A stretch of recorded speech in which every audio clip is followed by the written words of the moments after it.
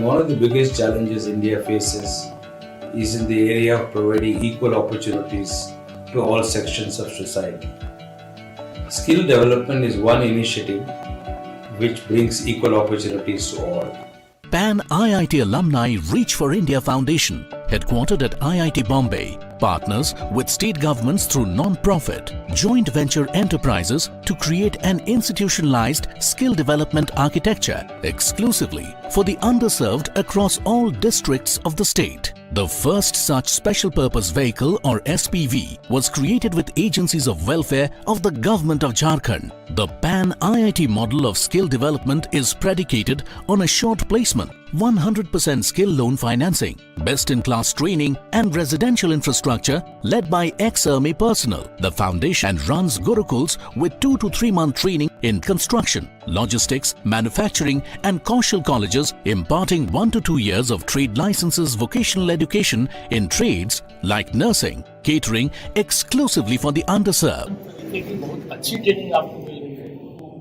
आप सौभाग्यशाली हैं कि आप देश के इस हुनरमंद काम को बढ़ाने वालों में सबसे अच्छी संस्थाएं हैं जो 3-4 उसमें से एक मैंने अनुभव किया। भारत सरकार का मंत्री बोल रहा है तो कहीं बहुत अच्छा काम है होता है। कॉन्फिडेंस हमको गुरुकुल दिया है सर के स्टूडेंट जो निकल के गए हैं वो अच्छी नौकरी भी कर रहे हैं और गुरुकुल के स्टूडेंट विदेश तक गए हैं। आज अगर गुरुकुल में अगर नहीं होता, ना ही मैं दुबई को देख पाता, ना ही मैं 35 से 40 हजार में कमाता। ये नर्सिंग कौशल कॉलेज है और मेरी फैमिली कंडीशन उतना अच्छा नहीं है कि इसमें लोन प्रोसेस के द्वारा पढ़ाई कराई जाती है जिसमें कि घर से पैसे नहीं लगते हैं। कॉलेज बहुत अच्छा है क्योंकि इसमें फैसिलिटी ज़्यादा है और यहाँ थ्योरी क्लास के साथ साथ प्रैक्टिस पर ज़्यादा ध्यान दिया जाता है कि इसमें हाई टेक्नोलॉजी के द्वारा पढ़ाया जाता है। जैसे कि सिमुलेटर है, यहाँ वार्ड बनाए गए हैं जैसे प्रैक्टिस वार्ड है, ICU वार्ड है। Some of the studies have proven that if we use something like a helmet patient interface, the device which we have developed, lungs problem which lot of patients face can be assuaged and the patients can recover faster and better. That has been proven in some studies.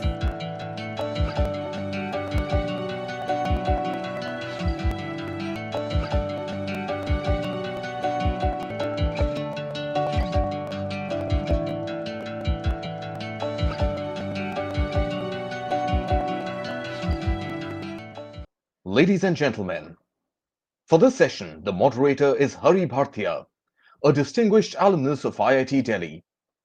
He is the founder and co-chairman of Jubilant Bhartia Group that enjoys leadership positions in diverse sectors like pharmaceuticals, life science ingredients, and drug discovery sciences.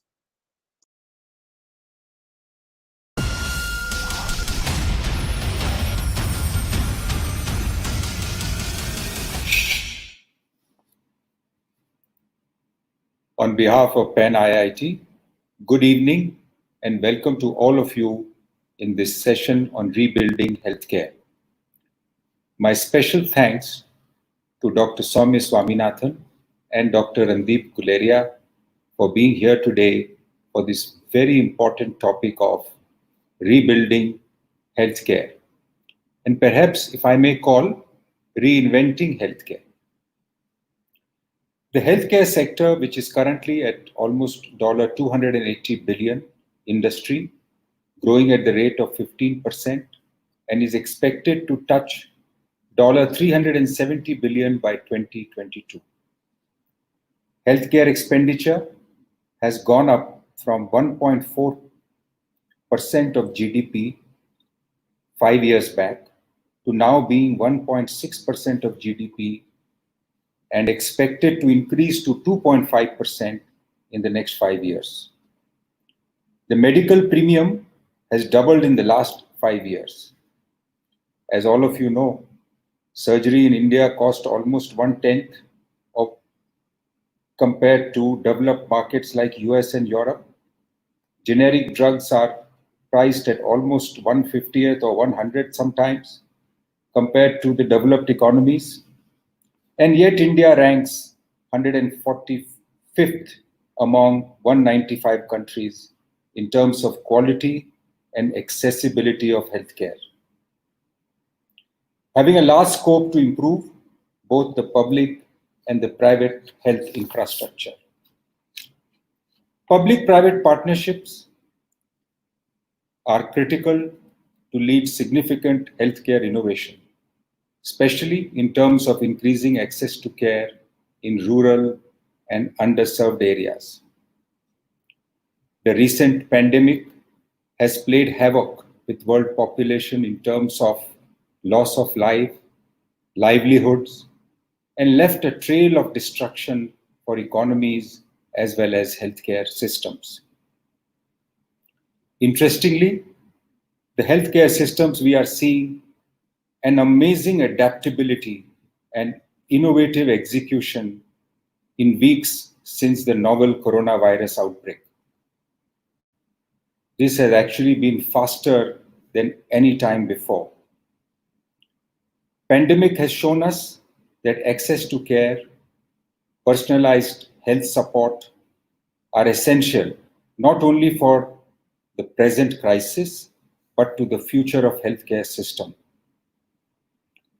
The Arogya Setu app has become a beacon of our country in handling the pandemic. I believe the healthcare innovation, combining technology, data integration, and data sharing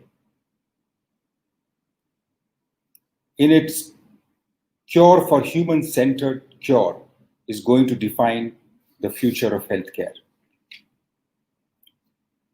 With that context, let's dive into our today's topic with two very eminent and distinguished panelists who are with us here today. Let me introduce first Dr. Soumya Swaminathan, the Chief Scientist at WHO. She has held very eminent positions as head of ICMR, as Health Secretary to the Government of India, and has been part of many global and Indian bodies. You know, as a chief scientist, I'm sure at WHO, I'm told you review almost 500 scientific papers every day. You have to give guidance, and the public health agencies around the world take your cue. So this is a huge responsibility, not only to the health agencies, but also it has implications of public at large. I don't envy your position, Dr. Swaminathan. Also to introduce Dr. Randeep Guleria, Director, Professor and Head of Department of Pulmonary Medicine and Sleep Disorders. He has been with AIIMS for almost more than 23 years. Dr. Guleria, we have seen you on television on many of the days. And I'm sure with your leadership, especially being the head of AIIMS, a lot of clinicians follow your lead. And you have a big responsibility of providing leadership in terms of the evolving standard of care that is starting to happen for coronavirus. In fact, to both our panelists, I must thank them for specially appearing on public channels, because both of you are a very calming voice, and I think give a lot of solace to public at large, and I'm sure definitely to the healthcare institutions. So before I move to the Q&A sessions, may I request both of you to speak for a few minutes on today's topic. Maybe Dr. Swaminathan, if you could start.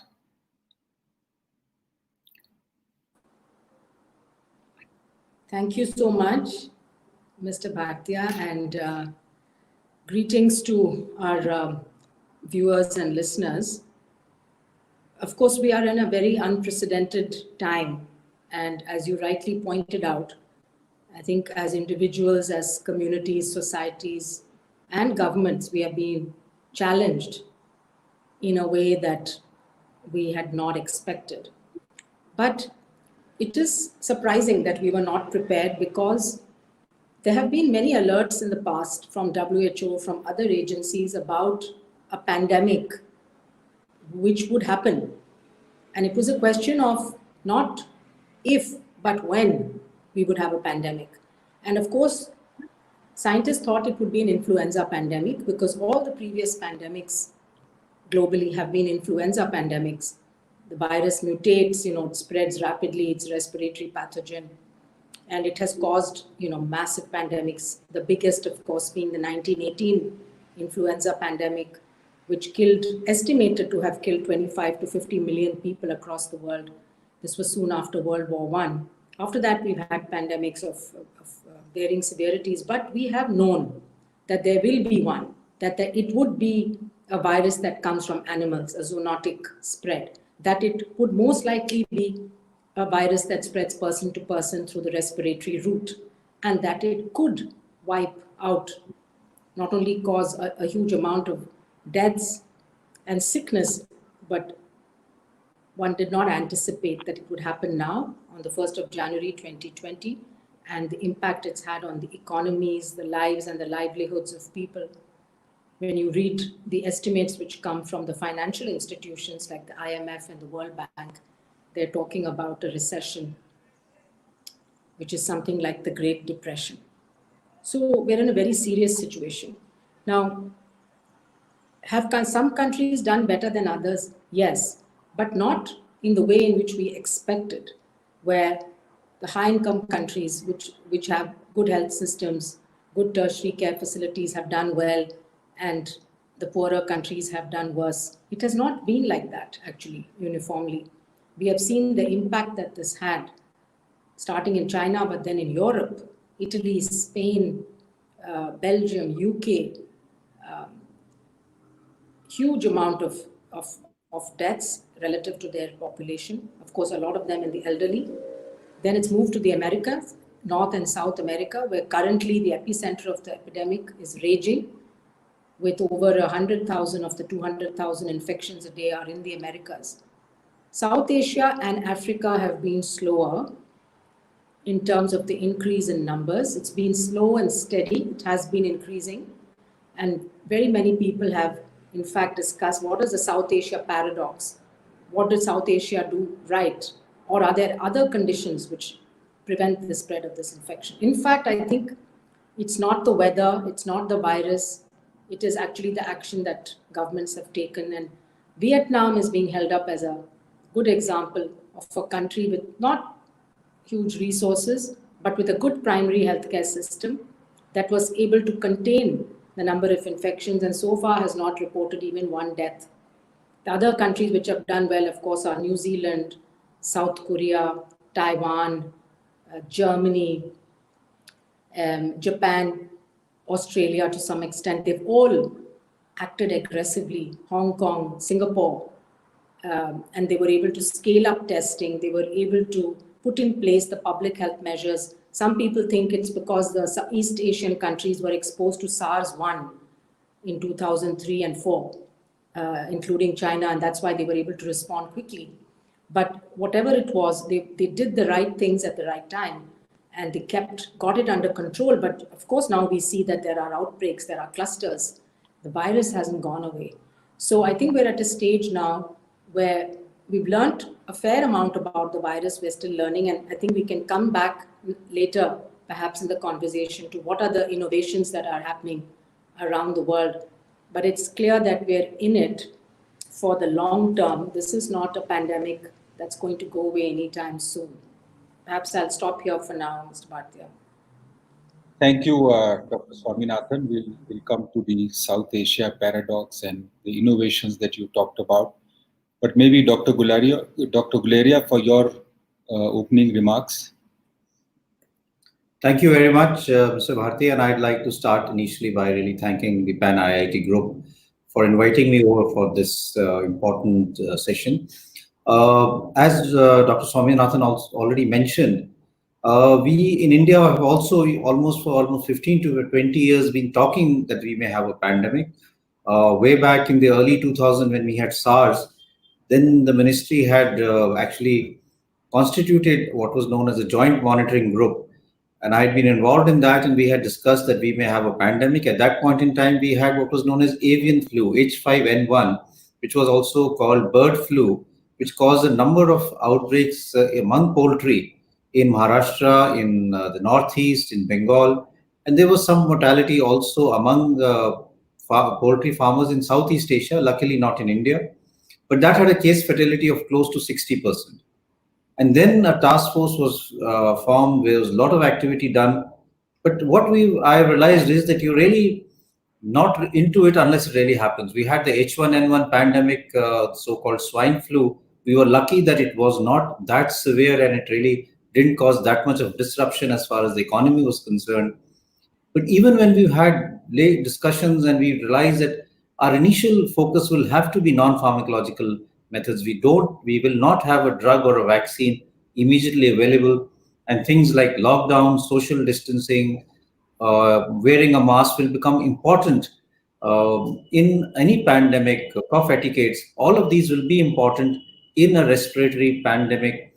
Yet when it came to implementing all of this at ground level, it was a huge challenge. And despite whatever preparation you may make, whether it be the developed world or the developing world, this human factor is something that you really can't factor in or you can't really plan for. The other thing that we learned, and I think the pandemic has really taught us a lot of lessons, is that it's really a huge stress that happens on the public health system. The public health system in our country, which is really overstretched, had to really go out of its way in terms of managing patients who are coming, whether it be the district hospitals, the state hospitals, or even tertiary care hospital like AIIMS. The public health system has already sort of working more than full capacity, and then really to reorganize itself to manage a pandemic became a huge challenge. And what I realized was that the biggest challenge was critical care. We have public health hospitals, we have state hospitals, government hospitals, but the investment and training for critical care was never that much as it should have been. And this led to a situation where you had to innovate, develop strategies of how can we now develop good critical care management at a district level, at a primary health level. How can we use technology, telemedicine, to really be able to reach out to doctors there who in the past were not really trained for managing very sick patients who required oxygen or ventilatory support.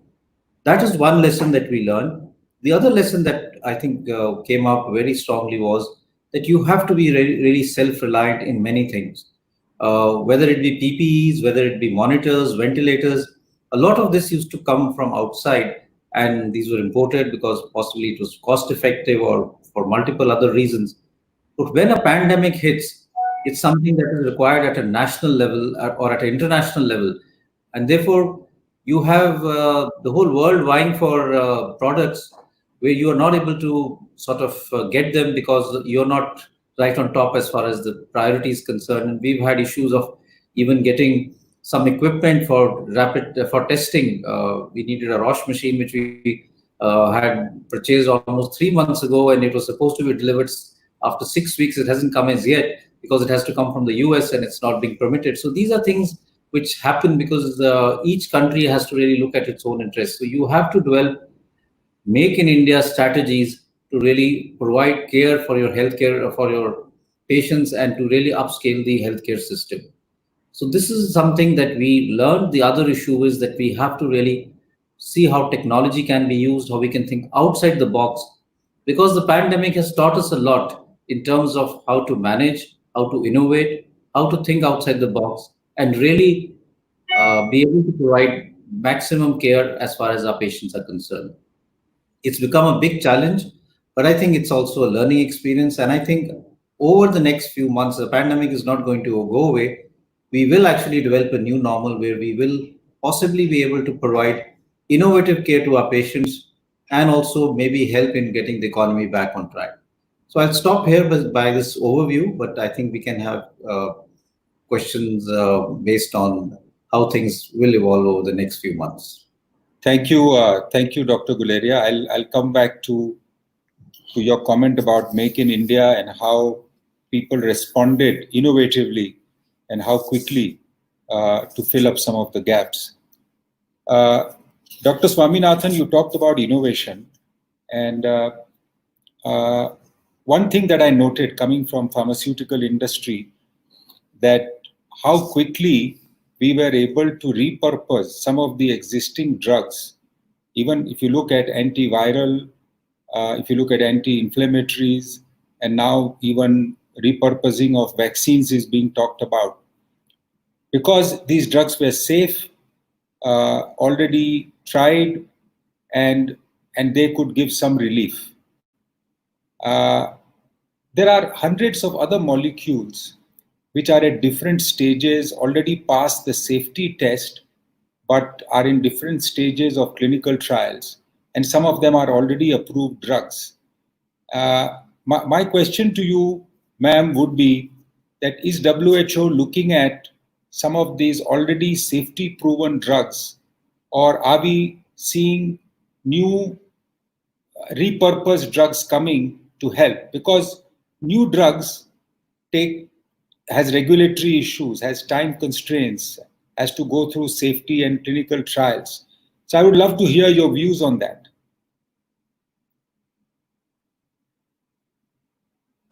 I think that's a really interesting question. In fact, innovation has moved very fast this time around. I must say that that's one big difference and change, I think, compared to the past.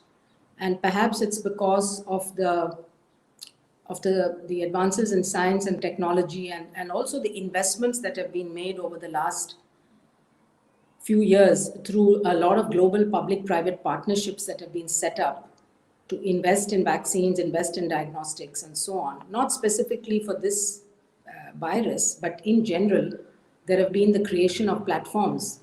In the diagnostics, you see the creation of these large throughput, multiplex systems, which some of them are made in India as well, which can be used to detect and diagnose different pathogens. We have seen the creation of platforms of vaccine technology, like these inactivated viruses or RNA or DNA platforms. So as soon as the genetic sequence of this virus was available, very early, in fact, on the 12th of January, it was in the public domain, scientists were able to quickly take that genetic sequence data and plug it into these platforms, whether it was a diagnostic platform or vaccines, and were able to start. So by the 13th of February, the countries were able to actually make, 13th of January, just a day after the sequence was public, diagnostic kits could be made. But of course, then we saw this huge issues with supply chains. We saw the issues where global supply chains depended on one or two countries for many of the raw materials. And we saw that countries were trying to capture the market as well. And so there was a huge breakdown. And in fact, when we started in the beginning of this year, only 2 out of the 50 odd countries in Africa had a capacity to do RT-PCR. Today, the vast majority of them have at least one PCR lab, but of course it's not sufficient. But WHO worked with all of these African countries very quickly within a few weeks in February to ramp up the capacity for diagnostic testing. So there are big inequities and supply chain issues which need to be addressed, I think, for the future. There has to be much more decentralized manufacturing, more sustainable and not dependent on a couple of countries. The second thing which happened was that repurposed drugs, so drugs for which are already licensed for use in human beings where there's enough safety information, were quickly tested either in the lab or in small groups of patients, mainly in China, because of course for the first month or two we only had information coming out of China. But those gave some hints as to the kind of drugs that could be maybe useful. And so very quickly clinical trials were set up. In fact, I think we have more than 4,000 clinical trials that are registered in the WHO's clinical trial registry platform, which just shows the amount of research going on. Now, this has upside and downside. The upside is that there's a huge amount of research, and so we're going to generate a lot of information and data.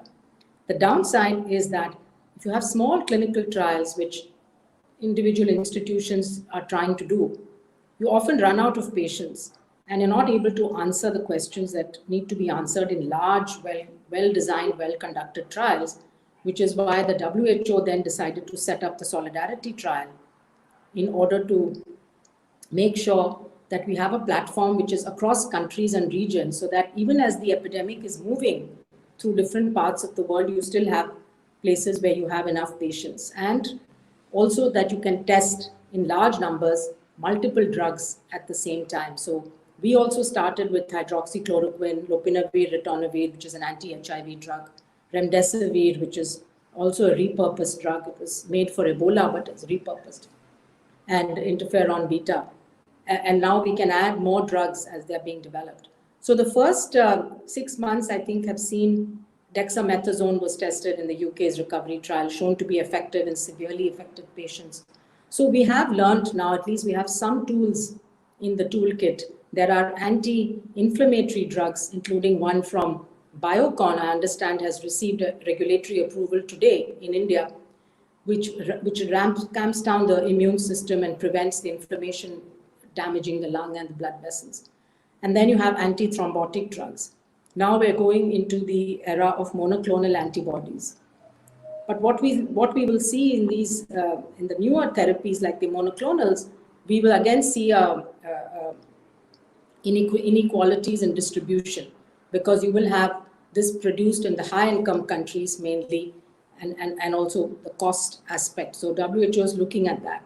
And then finally on vaccines, I think we've seen what's happening. There's been a huge R&D investment, both public and private sector investments. There's a very strong pipeline of products, of candidates rather. All of them have to go through clinical trials to really know whether they are effective and safe. But the good thing is that there are so many efforts being made, so many candidates that can be tested. And also for a change now, we're thinking of advanced investments in manufacturing, so that even before clinical trial results are available, the manufacturing scale up and scale out is being created, so that you can have hundreds of millions of doses as soon as the trial results come out, and not wait for another 12 months for that to happen. So there has been some global coordination, but we've also unfortunately seen this what we call vaccine nationalism, where countries are trying to see what they can do for their own citizens. And again, we hope we will not be in a situation where it's high-income countries getting the first set of vaccines and low-income countries waiting for a long time. We are in the midst of discussions and negotiations with our member states, along with the other global partners who are investing in vaccines like Gavi and CEPI, the Gates Foundation, the Wellcome Trust, and many of the donor countries, to ensure that there's enough of a global pool of vaccines created to allow equitable and fair allocation and access. Thank you. You talked about vaccine nationalism, and I experienced in antiviral nationalism. We were till 3 months back trying to get remdesivir into India for clinical trials, which has now, of course, come through Solidarity trial. At that time, it was difficult to access because US was not allowing it to come into India, and that's how pharmaceutical companies, one of them ours, started looking at manufacturing it here. So I think we need to locally respond to all this. As Dr. Guleria said, we have to stress more on Make in India movement if you have to deal with this. But Dr. Guleria, there's a lot of work which happens at the clinical level, because when the virus started in March, I think that's when Indian numbers started to increase. I'm sure you were kind of driving in the dark, because there are no clear protocols available to you. So you were discovering as you were moving along.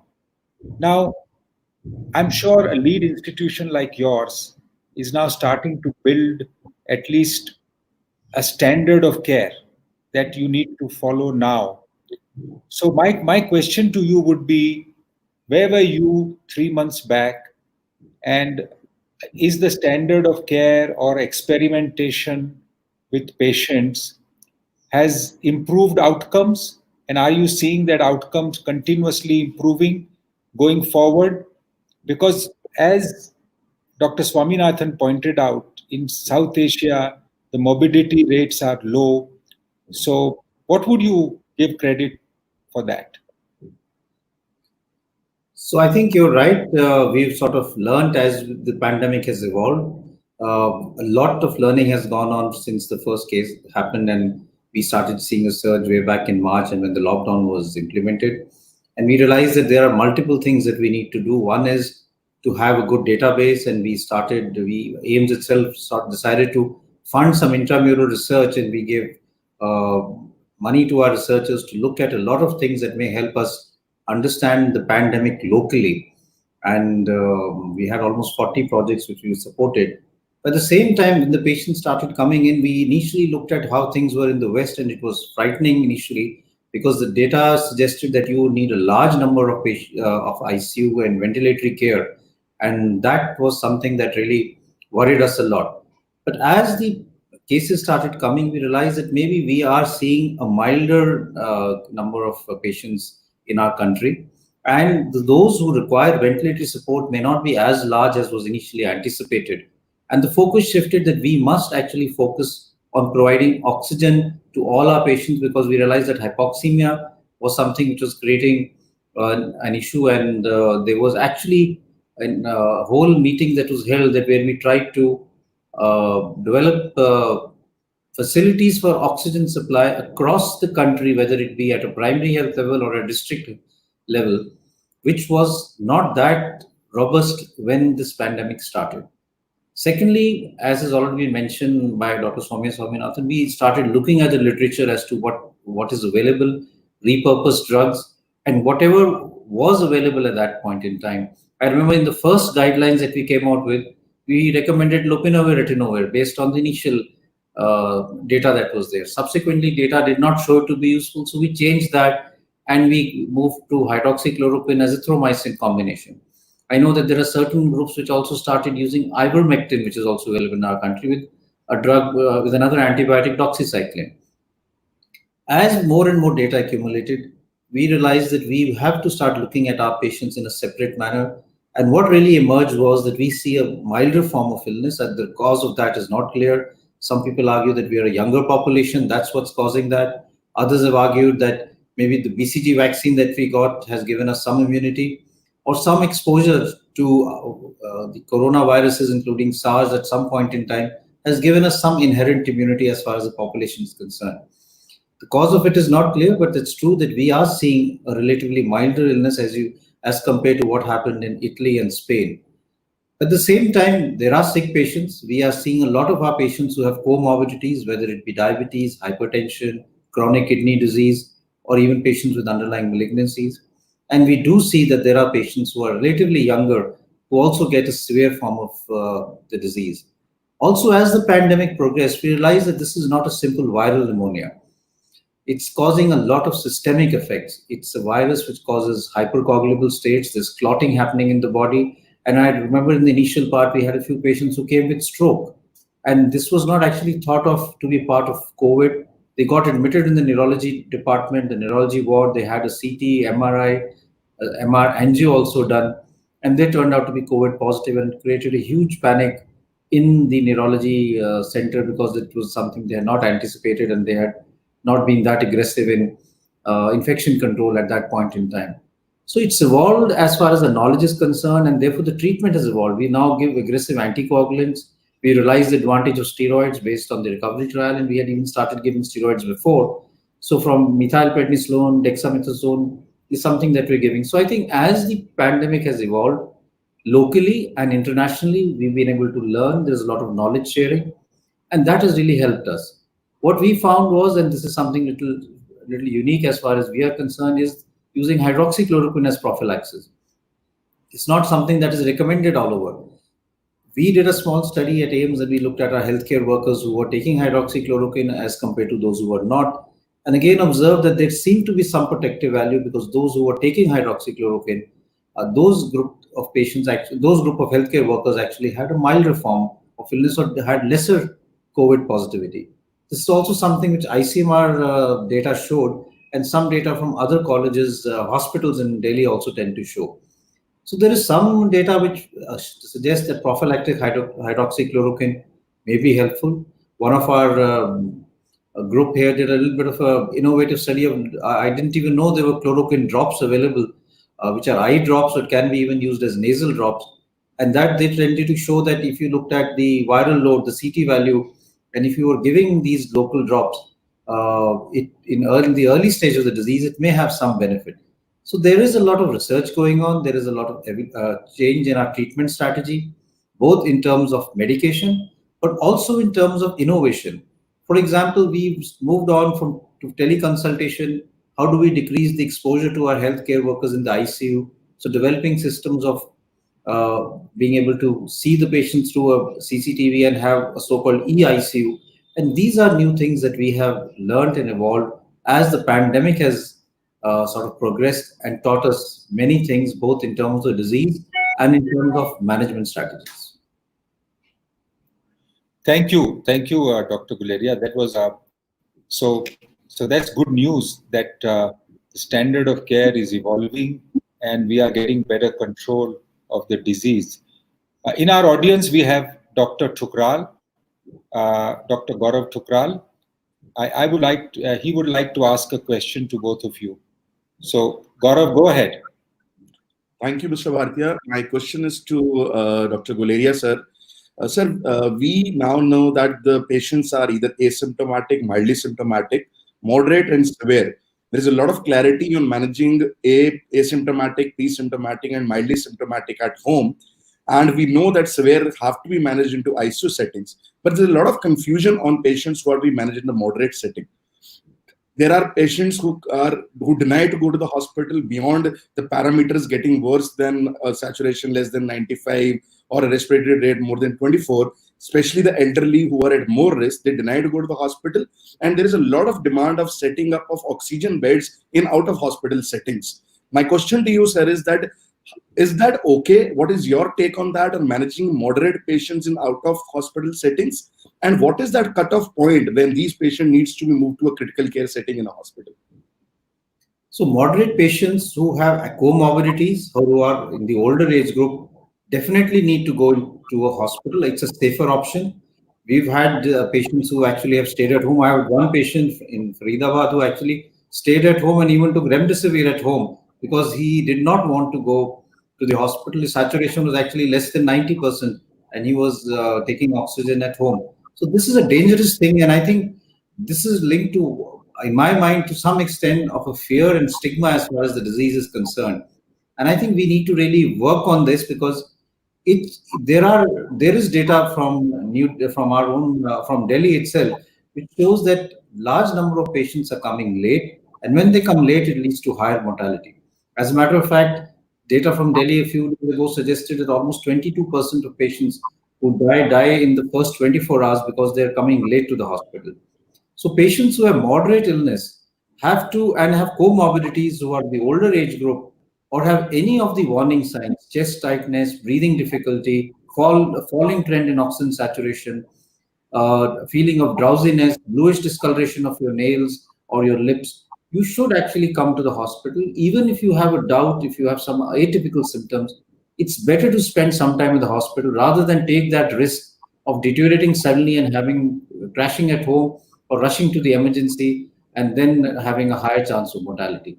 So my basic take on this is that anyone who is showing moderate symptoms should not really take that risk of staying at home. You may come into the hospital for a few days. If you improve, you can always go back to home isolation early rather than late. It's safer to come in, and especially if you have comorbidities, because sometimes it happens your sugar shoots up to more than 500. It goes out of control. and you are not able to control that at home, you need hospital care, not only for COVID-19, but for the comorbidities that you have. So I think it's very important for individuals who have moderate disease or a falling saturation to come to the hospital rather than staying at home and taking that risk of a higher mortality. Thank you, sir. Thank you, Dr. Guleria. We have Dr. Aboli Gore in the audience, and she would like to ask a question. Please go ahead, Aboli. Good evening to both the panelists, and it was a very good discussion that we are having. I'm a public health person working in Bihar. So this pandemic has created many questions and also some ambiguity in how the public health system.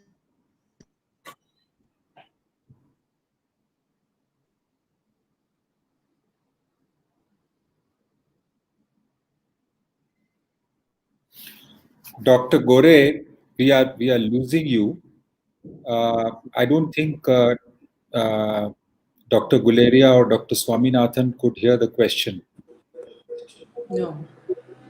No, I couldn't hear either. Okay, so we'll come back to you, Dr. Gore, in few minutes if your connection becomes better.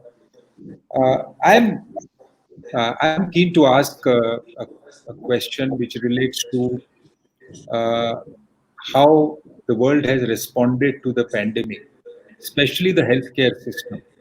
Not only healthcare, but even the regulatory system. Because there's a sense of agility and fast decision making. There's a lot of use of technology. Digital technology is starting to get applied. I'm seeing application of AI. So, if I look at cancer as a disease, it's almost reaching pandemic proportion. If you see the number of people who die. And what can we learn in terms of faster approval of drugs from what has happened in the pandemic? Because we need more drugs. So Dr. Swaminathan, as WHO, I'm sure you look at disease like cancer also, while you look at other kinds of pandemic or outbreaks. And do you see any learning where the regulatory system in the world could hasten the clinical trial or improve the outcomes through the learning what we have seen in pandemic, especially in disease like cancer? Yes. In fact, I think that we're learning some lessons now, which we can apply later to non-pandemic situations. Because when you're forced into an emergency situation, you come out with some innovative ways of doing things, which actually might turn out to be a better way of doing things in the long run. Dr. Guleria mentioned the use of telemedicine. And I have seen myself the use of telemedicine in remote areas of the Lahaul and Spiti Valley, which are cut off from the rest of the country, for 6 months of the year because of snowfall on the Rohtang Pass. And the only way where patients there can have access to specialists and doctors is through telemedicine. And I think we really need to use this much more, particularly since we have a shortage of specialists in our country. And I've seen so many technologies in the last few months which make it very easy for both patients, even from their homes, to connect. You can have things like shared clinics where people are connecting like on a Zoom platform. Of course, it means that the patient needs a mobile phone. And so I would like to make the point here that we should be careful of digital exclusion. So we should not be in a position where, again, we are delivering services to the people who already have some resources and you're leaving behind the most vulnerable, the people who do not have digital connectivity. So I think we all need to be very conscious. And one of the things the IIT alumni, I'm sure, are thinking about is how do we work on digital inclusion? Because we know in the future, a lot of things are going to be digital. Look at education. children who are going to private schools in Europe here. I mean, education was completely online over the last couple of months. What about the children studying in government schools in India? You know, they don't have access. But I know that again, innovations, they're using television, using radio, using satellite, which India is very, very advanced in. So innovations need to come in. Now you asked specifically about the regulatory system, and here again, regulators also start applying their minds to think about how they can play a role also in hastening and speeding up innovations in reaching people. And we have to remember that they have to balance, they have a huge responsibility, regulators. They have to balance speed with ethics, integrity, protection of the patient, the consumer, you know, data protection, confidentiality, and ultimately, you know, they are the ones who give the green signal for something to be used. So they have a huge responsibility. So there is no way of shortcutting some of the things that should be done. But at the same time, there are ways of. So what we're doing currently is working with regulators from around the world, from all parts of the world, to get them to start thinking about harmonizing the regulatory requirements for a new vaccine, for example. We don't want to be in a situation where every country has a different bar for giving license to a vaccine. So if they can decide beforehand and harmonize their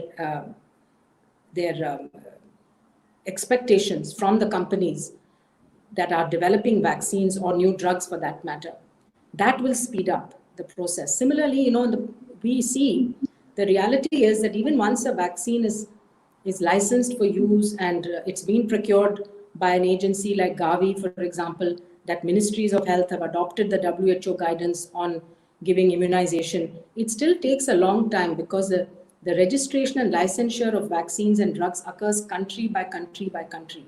And the manufacturer or the developer has to submit a dossier to every country, and they may or may not ask for inspection, etc. And so you know better than me that this system can take a long time, and every month means a delay of access to people in that country or that region. And so that's one aspect of harmonizing regulatory requirements and working before anything comes into their hands, the dossier, and if they can take a collective decision. So from WHO, in fact, we are looking at what will be the criteria for emergency use listing of a COVID vaccine, what will be the criteria for pre-qualification. So developers are already discussing with our teams here to say, okay, what are the dossier you will expect? The other thing, of course, that can be done is to think about supply chains, logistics, cold chain requirements, health workforce requirements, what are going to be the policy steps, what is the training that's going to be needed for doctors, nurses, or others when a new innovation, whether it's a drug or whether it's drugs, usually easier because, you know, doctors will be prescribing it and you can roll that out quite quickly. But an immunization program that's targeting adults, for example, which is not part of a country's immunization schedule, would be a challenge because a country needs to think about how am I going to reach this population, whether it's frontline workers, you know, the people who are more vulnerable should get the first doses of the vaccine, whether they're health workers or police or, you know, in every country got to decide who are those groups of people you're going to offer the vaccine to right at the beginning.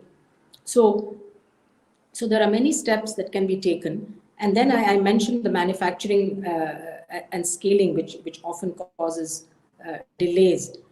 So for agencies from government, from private sector, regulators to sit down beforehand, have a roadmap on how things will be rolled out, particularly for vaccines now that we're preparing for those, but also for other innovations. And I think the whole digital explosion that we've seen, and India is a leader in that, we should think about how are we going to strengthen our primary healthcare system, our surveillance mechanisms, our data collection and analytical platforms, feeding back into the public health system. So I think this challenge has created an opportunity for investments in these areas. Thanks. Thank you. I think you articulated about how do we use digital technology for for gathering data, surveillance, and how do we use that data ultimately? My question to Dr. Guleria would be that, look, AIMS has the best specialists, the best doctors, or at least in the urban settings, you find very large hospitals set up with a lot of specialty, a lot of knowledge. Now, how do you digitally transfer and share and train knowledge in the district hospitals? See, only technology can help expand. How do we improve their skill level? I'm sure AIMS is thinking about it, and how are you using you must have huge amount of data in terms of patient and their outcomes, and because the best practices being followed by AIMS, how it can be shared with other hospitals. I would like you to comment on that. And on the regulatory question, Dr. Guleria, I'm sure you have your own ethics committee in the hospital, and when you want to test a new drug on a patient, you have to go through approval process. Because what I find, and you need to correct me on this, that access to new drugs in India, even for cancer patients which have nowhere else to go in their last stages of life, is limited because we have limited clinical trials going on here. So what would you say is the reason for that? Is it, I know we have great regulatory knowledge, is it the capacity to deal with so many approvals, or is there anything else? Dr. Guleria. So thank you. You had basically two issues. One is regarding how do we really reach out to doctors in smaller areas, whether it be primary health center or it be, let's say, district hospital. And we realize this challenge has really come up, especially as a part of the pandemic. And what AIMS did was that we, with the Ministry of Health and Family Welfare, we decided to really see what we could do, because it was imperative that we really start doing something aggressively. We built what we called a Connect facility, where we are able to now provide consultations to doctors across the country for any issues that they have related to COVID-19. There is a number which is there where through telephone, through a WhatsApp message, or even through other links, one can reach out and ask specialists at AIMS, whether it be critical care specialists, pulmonologists, or infection control people, issues regarding COVID-19. We also realized that there is a need to really have some sort of training modules. And AIMS quickly started this process way back in March of building training modules, webinars for both doctors and nurses in various areas of COVID-19. We put it up not only through the ministry, but even on YouTube, and encouraged a large number of doctors to really reach out for that. Subsequently, we realized that there is also an issue of treatment strategies, which is going not very good. And there's no harmony. As a matter of fact, when I had these meetings with various hospitals across the country, I realized that since there's a lack of understanding, and because it's a new pandemic, there is no real, everyone is following different protocols. Some people are actually even giving remdesivir in mild patients, which it's not indicated. Some people are starting different combination of drugs, and even giving anti-IL-6 drugs very early in the disease without following any parameters. And therefore, we decided to have a meeting where we do this now twice a week, where we connect with almost 10 to 15 hospitals. In this meeting, we interact with the doctors there. We discuss issues in patient management and how we could really improve and develop a common strategy and management. So there is knowledge sharing that happens as far as that is concerned. And then this was really appreciated by the ministry, and we set up what was now known as Centers of Excellence, AIMS leading that, and then each state having their own Center of Excellence, where they start training modules for doctors at a primary level, because I think this is becoming more and more important, and technology is something that we really need to invest a lot in. So that will help in really reaching out to people, not only as far as management in the pandemic is concerned, but as a long-term investment in terms of training, because medicine is changing so rapidly that what we learn today may become irrelevant tomorrow, and unless we are able to get this knowledge down to the primary level, our treatment and overall morbidity mortality will not come down. It could be cancer, it could be diabetes, it could be other non-communicable diseases. New drugs, new innovations are something we need to really reach out as far as healthcare workers are concerned at even a primary level. And I think we have to develop a system using technology to make sure that everyone is updated and we are able to provide them with the ability to provide best clinical care.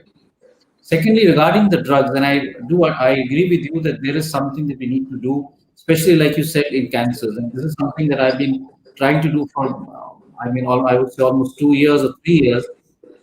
We even approached the drug controller and we said we should have, as FDA and the European Union have, a compassionate use group or a compassionate use parameter as far as India is concerned. And if there are new molecules which are available, we should try and reach out so that they can be quickly given to those patients who are having a terminal illness or an illness for which no other treatment is available, so that this can be provided to decrease morbidity and mortality. This is now becoming more and more acceptable, and I think we will have a huge policy framed by the DCGI on compassionate use molecules. There's also a need to really cut a lot of red tapeism so that drugs which have shown promise, especially for diseases which have a very high mortality, you mentioned cancers, but there are others also, where we can really bring molecules into the market quickly, develop a system of checks and balances so that it's not exploited, and also be able to see that there is some justification as far as the pricing is concerned, so that it doesn't really become out of the reach of the common man as far as these drugs are concerned. So I think there is a lot of learning that we've had, and I hope that over the next few months or years, we will consolidate on this, whether it be training, whether it be using of the electronic medical records, because this is one major area of weakness that we have, the electronic medical records. Most of the government hospitals still work on paper records, and there is really no large database that we have. We at AIIMS are trying to build this up in a big way, but I think we need to look at it in a national way. I think we should look at something like a health card or a health Aadhaar card, which every citizen can have, where his data is there and it is portable and can be carried from one state to the other, where you really have his entire data, like what you have as far as his identity is concerned. This will really help in providing care as far as non-communicable diseases are concerned, because these are long-term diseases which patients have over many years, unlike the infectious diseases. Thank you. We are almost coming to the end of our session. There's a last question which has come from the audience, and it was scrolling on the screen also. It was mainly relates to hospital hotels which are being set up with medical staff with oxygen and ambulance on standby for especially institutional quarantine. So is this a good template to use? And secondly, for people who are getting care at home, why should it not be covered by the insurance? Maybe Dr. Guleria, you have dealt with these issues here, or Dr. Swaminathan, if you have seen similar examples anywhere, if you can quickly comment, and we'll end with that. So I'll start because I've had some experience. I've even visited a few hotels which have become so-called hospital hotels. And I think this concept stems from the fact that we were looking at decreasing the load on hospitals on mild patients, but there were many mild patients who were not wanting to go home because they were worried that if they went home and they were not able to have good infection control, they may give the infection to the other family members, especially the elderly at home. And these became sort of paid quarantine or paid isolation facilities, which to some extent did seem to be useful. At the same time, it's important that there is close monitoring in these areas. And like we discussed in the past, if any patient shows deterioration, he is quickly shifted to an attached hospital. So all of these hotels have an attached hospital which takes the responsibility of monitoring them and providing care. So as we realize that there are a large number of mild to moderate cases, this model did help to some extent and is still being used in many states. Dr. Swaminathan. Yes, this has been done in other countries as well, and I think is a good idea. And also what you were saying about the insurance being extended to people at home. I think we have to think of decongesting the hospitals, reserving them for people who really need hospitalization, so the doctors and nurses can focus on them. The other thing that these hotels can be used for is, and hostels and things like that, is for quarantining. Because again, it was found very early on in China that a lot of the spread happens within the households. Whatever you say, the isolation within households cannot be very, very strictly enforced. And therefore, what they did is they started taking out the household members and actually quarantining them in hotels or in other facilities for about 14 days. And this is particularly needed in situations where people do not have homes where they can either self-isolate or self-quarantine. We're talking about people living in crowded settings, in slum areas, in urban congested areas, or where they just don't have those facilities. And so I think repurposing hotels and other facilities, guest houses, hostels, to deal with this, providing basic facilities there, amenities, so people are comfortable and they don't shy away from quarantine. Because I think we have to change now the approach where it's a very enforced, police-enforced type of response to a response where the community recognizes and realizes and cooperates with the authorities the fact that they have to do this isolation or quarantine for the sake of keeping this epidemic under control. So I know that also in rural areas, panchayats and villages came together and they said, we will set up community quarantine or community isolation centers. You take care of the person, after all, they need their food, they need their minimum daily requirements, particularly if we're talking about daily wages and other informal workers, many of whom have lost their jobs now. And the last point I'd like to make is that I think that we need to strengthen the workforce. In this acute last few months, the entire health workforce has been redirected, repurposed to deal with COVID. Now, as we go on, the rest of the healthcare problems are not going to disappear. Cancer is still going to occur, TB is still going to occur, the hypertensives and diabetics need their treatment, antenatal care, immunization needs to be provided. And so you will need a separate workforce to deal with this type of quarantining, contact tracing, tracking, isolation, follow-up, surveillance, monitoring for COVID. And then you need the rest of your health workforce. Otherwise, we might start seeing other diseases going out of control and the mortality due to those diseases actually overtaking the low death rate we have been able to maintain with COVID. So I think we have to balance. This can only be done with more investments, particularly in manpower and the use of digital technologies. And I think looking ahead to the creation of more robust laws, policies, and strategies where in the future our health system is very well placed to tackle these kinds of emergencies, because this is not going to be the last pandemic the world is going to see, and we have to be prepared for the future. Thank you, Dr. Swaminathan. You almost concluded this session for me. Thank you so much. That was a good summary. I think there is a lot of good news.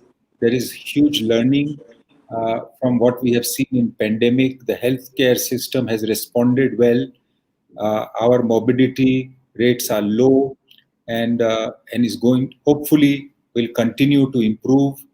We have found new ways of making things in India. Make in India movement is alive, not only for drugs, but all the support equipment, PPEs or masks or anything that was required.